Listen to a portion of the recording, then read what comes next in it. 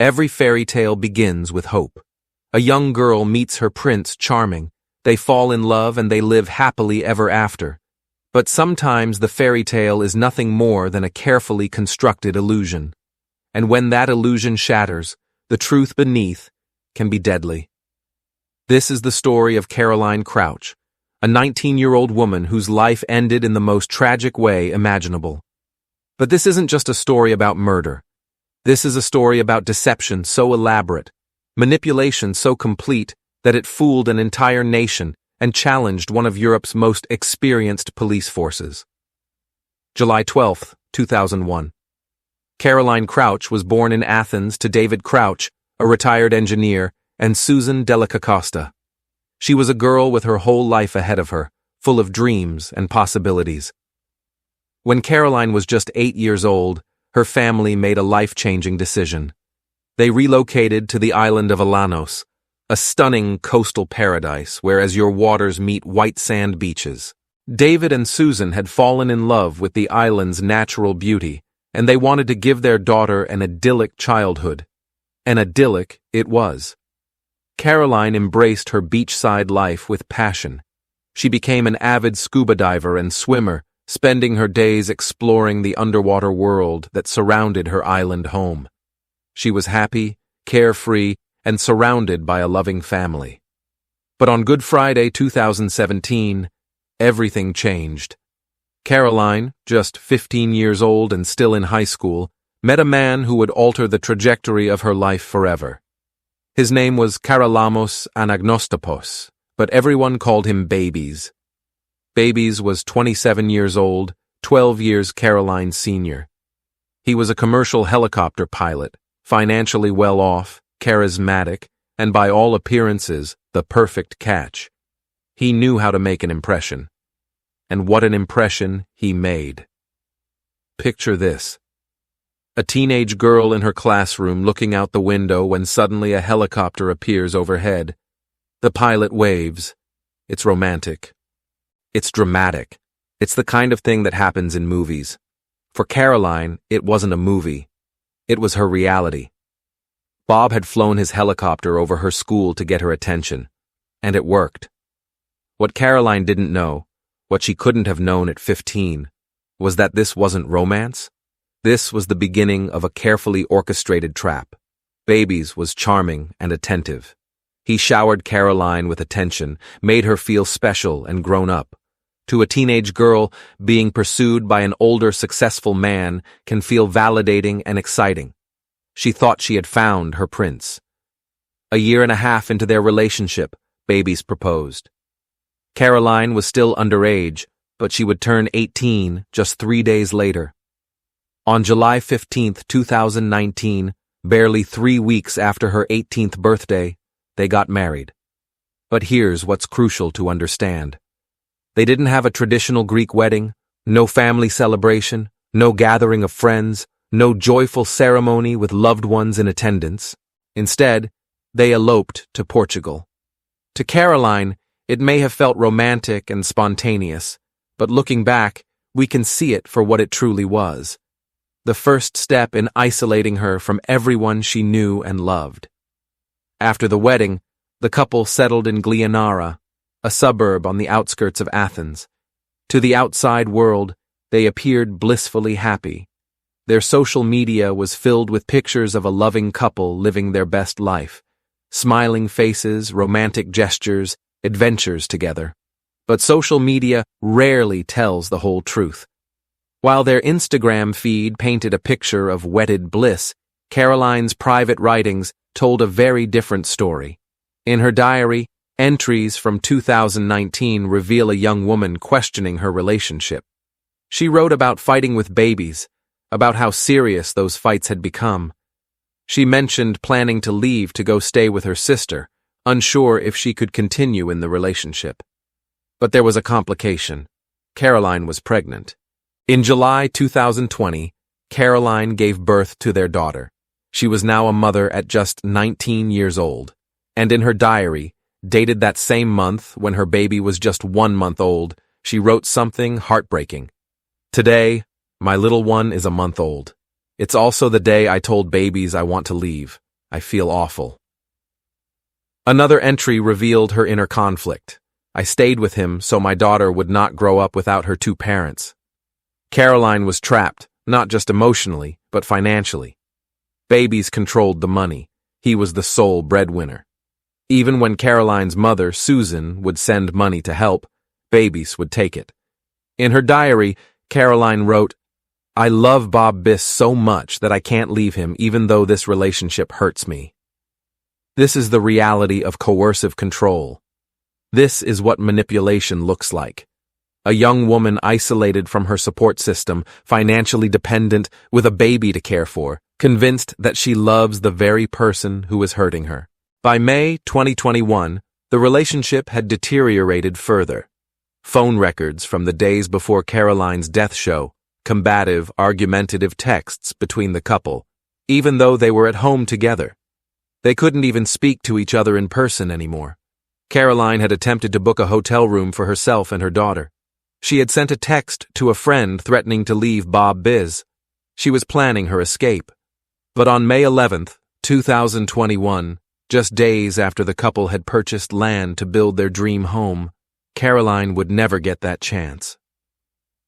May 11th, 2021, 4:30 in the morning.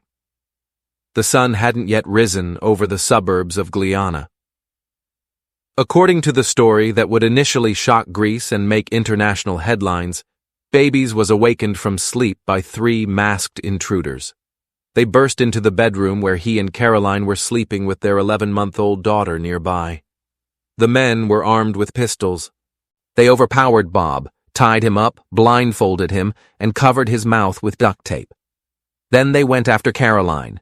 The intruders, speaking with Greek and Albanian accents, demanded money. They asked repeatedly, "Where is it? Where is the cash?" To understand what happened next, you need to know something about Greece in 2021. After years of financial crisis, many Greeks had lost faith in the banking system. Bankruptcy was a constant threat, so people kept cash at home, sometimes significant amounts. Bob Biss and Caroline had 10,000 euros hidden in their house, money they'd been saving for construction costs on their new property. Caroline's parents had also given them 50,000 euros as a gift to purchase the land. Under threat, Bob told the intruders where the money was hidden. And here's where it gets interesting. The cash was concealed inside a Monopoly board game box. An unusual hiding place, but effective. The intruders took the money, but they didn't leave. They ransacked the house room by room, stealing jewelry worth 20,000 euros and anything else of value they could find. According to Bob Biss's account, the situation then escalated into pure horror. The intruders held a gun to their infant daughter. Caroline screamed. Bob Biss, blindfolded and bound, fought against his restraints. But there was a rope around his neck. Every time he struggled, it tightened. He fainted, regained consciousness, fainted again. When he finally came to, the intruders were gone. The only sound was his daughter's crying. It took Bob Biss approximately 30 minutes to maneuver close enough to his mobile phone. Unable to use his hands, he dialed emergency services with his nose.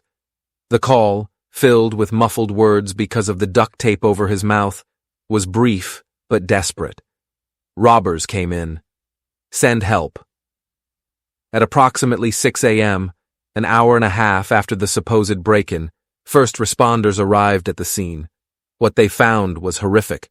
The house was in chaos. Drawers were open and empty, belongings scattered everywhere. The living room and kitchen looked like they'd been torn apart. The Monopoly box lay open on the floor, a silent witness to the violence that had occurred. A security camera had been ripped from the wall and lay on the living room couch. Its memory card was missing, but perhaps the most disturbing discovery was on the staircase. Hanging there by her own leash was Roxy, the family's 7-month-old husky puppy. She had been strangled to death. Upstairs in the main bedroom, first responders found Bob Biss still bound on the floor. His eyes and mouth were covered in duct tape that extended down his neck. His hands and feet were tied behind his back. On the bed lay Caroline, face down, her pale skin immediately indicating to the responders that she was deceased, and beside her mother's lifeless body, their 11-month-old daughter was crying, clapping her hands, pushing at Caroline as if trying to wake her up. The little girl was physically unharmed, but the psychological trauma was immeasurable. She would grow up without her mother, having spent the last moments of Caroline's life lying beside her corpse. When Bob Biss was freed from his restraints and saw Caroline's body, he went into what appeared to be genuine shock, grief-stricken, devastated, the picture of a husband who had just lost the love of his life. The officers immediately began their investigation. Based on Babis' account and the state of the crime scene, they determined that 4 men had been involved, 3 who entered the house, and 1 who kept watch outside. They reconstructed the events as follows. The intruders approached through a dirt road leading to the rear of the property. After failing to break through the back door, they removed security pins from a basement window and entered through there. They murdered the family dog to keep her quiet. They then went to the bedroom, subdued Bob Biss, and confronted Caroline. They ransacked the house and took the money from the Monopoly box, and before leaving, they smothered Caroline with a pillow.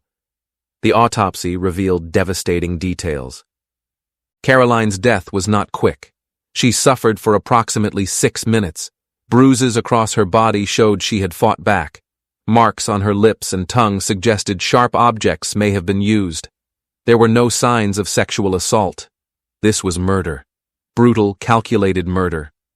Based on a glimpse Bob Biss claimed to have gotten when one attacker's hood fell off during a struggle, police created a sketch of the suspect, an overweight, dark-skinned, tall individual. Babis also identified the weapons used, a black pistol and a silver Colt. A massive investigation was launched. Nearly 100 people were brought in for questioning. Police divers searched a nearby lake for the weapons. Officers combed through CCTV footage from the neighborhood, but they found nothing. No fingerprints, no DNA, no witnesses who saw anything suspicious that night. It was as if the criminals were ghosts, but investigators aren't easily fooled. And the more they looked at the evidence, the more things didn't add up. Let's start with the basement window. Babis claimed that's how the intruders entered the house, but investigators noticed something. The window was extremely small. The suspect Bob had described was an overweight, tall man. There was simply no way someone with that physique could have fit through that window. Strike 1. Then there were the neighbors. Bob claimed the house had been ransacked violently, but not a single neighbor reported hearing sounds of destruction. No crashing, no banging, no sounds of drawers being ripped open or items being thrown around. What did they hear? A puppy crying in distress. That's it. No sounds of a house being trashed. No cries for help. No screaming infant. Strike 2.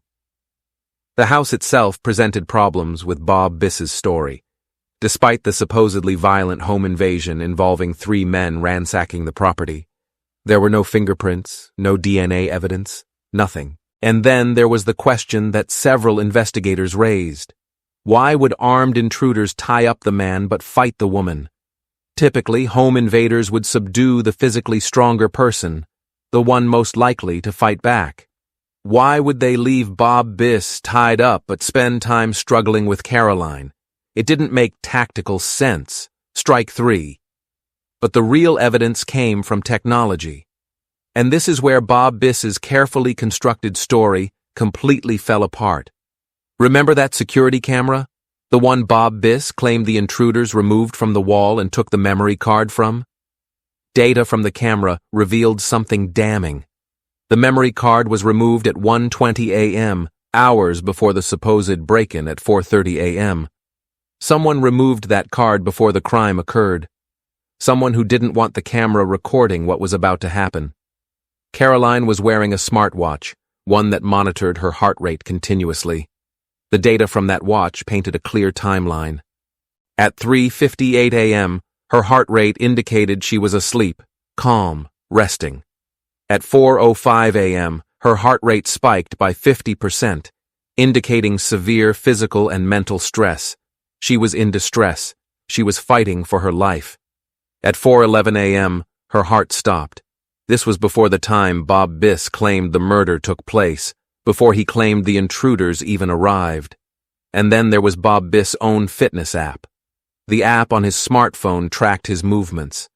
And according to that data, Bob Biss was moving around during the exact time he claimed to be tied up and immobilized. He was active.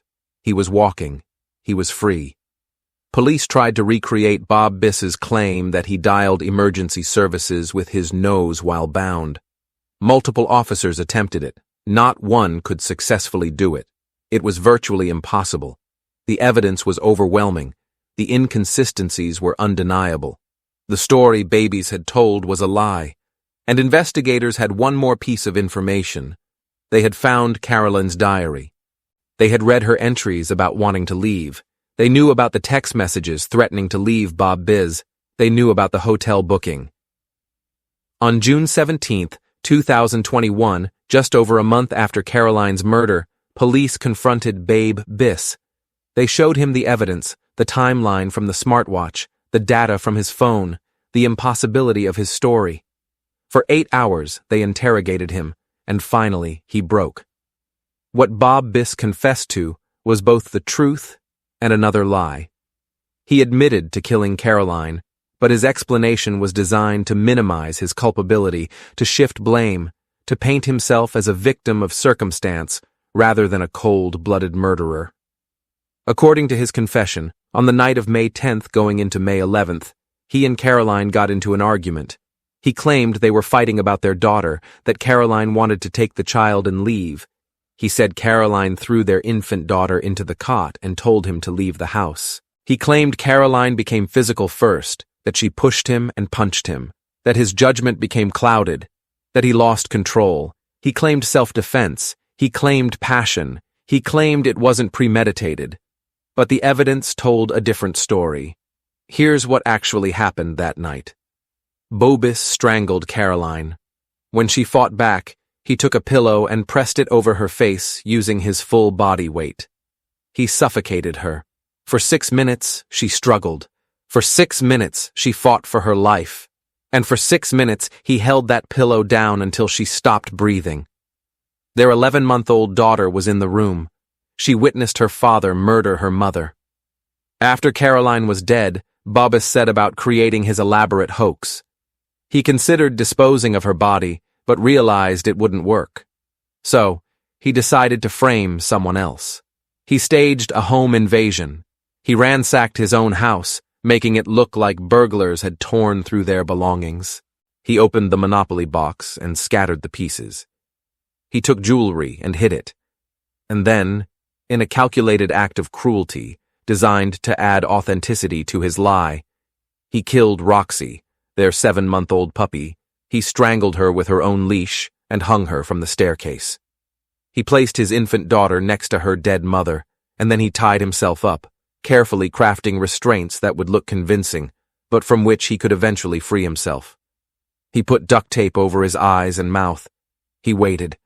When enough time had passed, he freed himself enough to reach his phone. He made that call to emergency services, complete with muffled words and desperate pleas. And then he waited for first responders to arrive so he could play the role of grieving husband and traumatized survivor.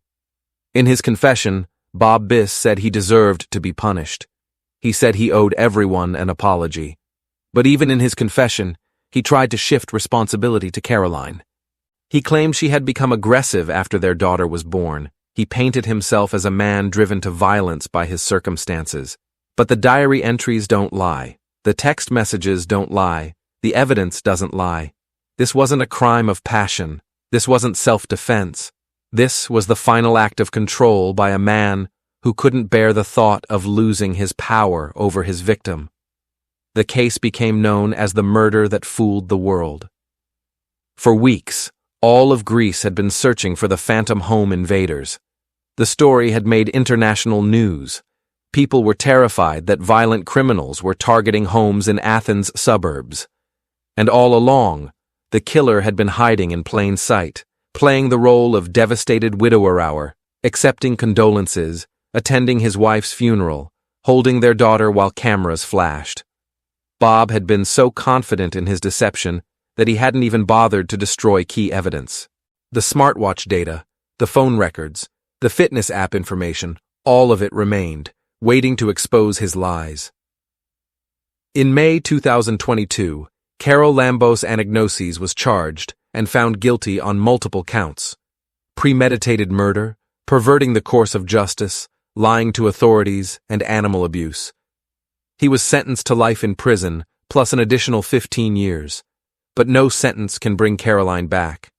No punishment can undo the trauma inflicted on her daughter.